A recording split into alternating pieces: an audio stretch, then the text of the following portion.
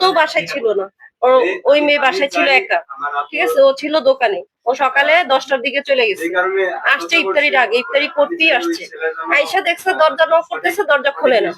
তো যখন দরজা না খুলে অনেকক্ষণ নক করছে, পরে মনে হয় দারোয়ানরাও বলছে, ও আবার আমারে ফোন দিছে যে আপা দরজা তো খোলে না, তাহলে ভিতরে কি কিছু হইলো নাকি, দরজা কেন খোলে না? আমি বলছি তুমি কান্নাকাটি করো না, দেখো হয়তো ঘুমাই আছে, এরকম বলছে। পরে বলছে আপা আপনি আসেন, কেন দরজা খোলে না? আমি বলছি তোমার আশেপাশের লোক নাই? ওই দারোয়ান তখন নাকি দরজা ওই যে লোক দিয়ে ভাঙে, বাড়িওয়ালাকে ফোন দিছে, বাড়িওয়ালা এসে ওনারে বলছে যে তাহলে দরজা ভাঙ্গা দেখো। তখন দরজা ভাঙ্গা দেখছে, দেখার পর তার ওরে ঢুকতে দেয়নি, আমারও ঢুকতে দেয়নি, আমি আসছিলাম। উনি বলছে যে না, পুলিশ না আসলে খোলা যাবে না। তারপরে এই তো পুলিশ আসছে, এখন খুলে তো দেখলো যে ফাঁসি দিচ্ছে। পরে আমি বলছি যে মনে তুমি তার সাথে গিয়েছো, ওই ছেলের কিন্তু বউ আছে, আমাদের ছেলেও আছে। এটা বলার পরে ও নাকি রাগারাগি করে ও চলে আসছিল আমার ভাই, মানে আমাদের দেশে চলে গেছিল। তারপরে আবার ওই ছেলে আবার ভুলি ভালে আবার নিয়ে আসছে। আমি মাগরিবের সময় ওনার ছোট ফুফু আছে, উনি টেইলারে কাজ করে, তো উনি ইফতারি নিয়ে আসছে মাগরিবের আগে, আইয়ে দরজা টাকাটাই করতেছে, আওয়াজ করতেছে, দরজা খুলে না। এরপর আমার রুম ওই পাশে, আমি দারোয়ান।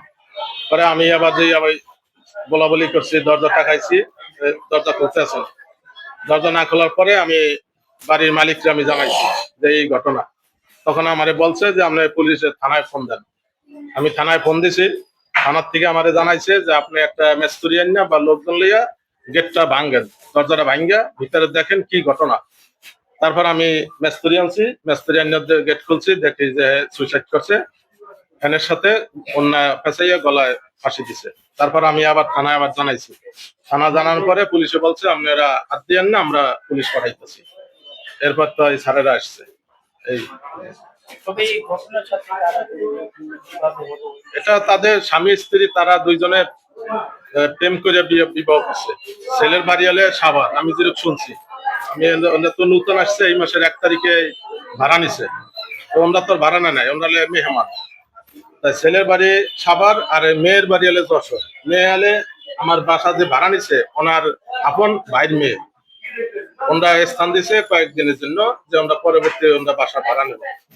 এখন শুনি আমি আজকে যে ওনার ওই যে জামাই, উনি নাকি দেশে চলে গেছে, কইছে আমার লাইসেন্সটা নিয়ে আসি, আমার কাছে টাকা দাও আর মোবাইলটা দাও। তখন ওই মেয়ের কাছ থেকে টাকা পয়সা কি ছিল আর মোবাইল, এটা নিয়ে দেশে চলে গেছে। দেশে যাওয়ার পরে এই মেয়ে নাকি ওই নাম্বারে ফোন দেয়, ফোন বন্ধ আজ 3 দিন ধরে। এই ঘটনাটি ঘটছিল, এটা আমি বলতে পারবো না, যেহেতু আমি জোহরের সময় দেখছি, হে গোসল করে ওই যে কাপড় চোপড় আমার সামনে লাগছে। আপনি কখন গেটটা নক করছেন? এটা মাগরিবের আজানের কাছ থেকে করছিল। আপনার বাসায় উনি কি হয়? আমার হচ্ছে মানে সুমন্দির মেয়ে আর কি। তা আপনার বাসা উনি আজকে কতদিন এসেছিল? এটা হচ্ছে প্রায় 15 দিন আপনার বাসা আমার বাসায় আসছে। ওর হাজবেন্ড নিয়ে এখানে থাকতে আসছে। মানে বিষয় হচ্ছে ও তো পালায় আসছে বাড়ি থেকে। তো ওর বাপ মা ওদের কোনো খোঁজ খবর নিচ্ছে না, খোঁজ খবর যাচ্ছে না।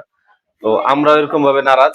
তো পরবর্তীতে ওর ফুবু, যেমন আমার ওয়াইফ, তো ওর তো মায়া লাগে, এই জন্য ওরে এইখানে না 2-1 দিন ও আর ওর হাজবেন্ড সহ এখানে থাকতে দিচ্ছে। তো যখন থাকতে ছিল মোটামুটি, তো মাঝখান দিয়ে কিছুদিন যাবত 2-1 দিন আগে ওর হাজবেন্ড ওর লাইসেন্স করতে হইব এই কথা বলে ও যেখানে থাকে সেখানে চলে গেছে। ছেলে কোথায় থাকে, কি করে, আসে, এই বিষয়ে এগুলো আমরা কিছুই জানি না, মানে আমি আমার জায়গা থেকে জানি না আর কি। তো ওর ছেলে যখন লাইসেন্স আনার জন্য চলে গেছে, এতটুকু শুনছি যে লাইসেন্স করতে চলে গেছে, এইগুলো আমার পর্যন্ত জানা। এখন আজকে দেখি যে ওর এই অবস্থা। মানে খবর কিভাবে পেলেন? আমাকে ফোন দিছে আমার ওয়াইফ যে তুমি একটু বাসায় যাও, ও তো দরজা খুলতেছে না। তো দরজা কেন খুলতেছে না, তো ওই যে আমার শালী, তো ওর জায়গা থেকে সারাদিন মানে টেলারি দোকানে কাজ করে, ইফতারের আগ মুহূর্তে আসছে ঘরে ইফতারি করার জন্য।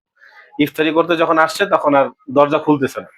যখন দরজা খুলতেছে না তখন সে দারোয়ানকে জানানো হয়। দারোয়ান আবার হচ্ছে এটা একটু বাইরাবাড়ি করার পরে সে পুলিশকে জানায়। পুলিশকে জানানোর পরে পুলিশ আবার বলছে যে আগে দরজাটা ভাইঙ্গা দেখেন যে ভিতরে কি হয়েছে। এর পরবর্তীতে সে মিস্ত্রি আনলো, মিস্ত্রি আইনা পুরো দরজাটা ভাঙলো, ভাইঙ্গা ভিতরে ঢুকে দেখে যে এরকম এই ফ্যানের সাথে ঝুলন্ত অবস্থায় পাওয়া গেছে। এর পরবর্তীতে পুলিশকে আবার জানানো হয়েছে, পরে পুলিশ বলছে ভিতরে কাউরে ঢুকতে দেওয়া যাবে না।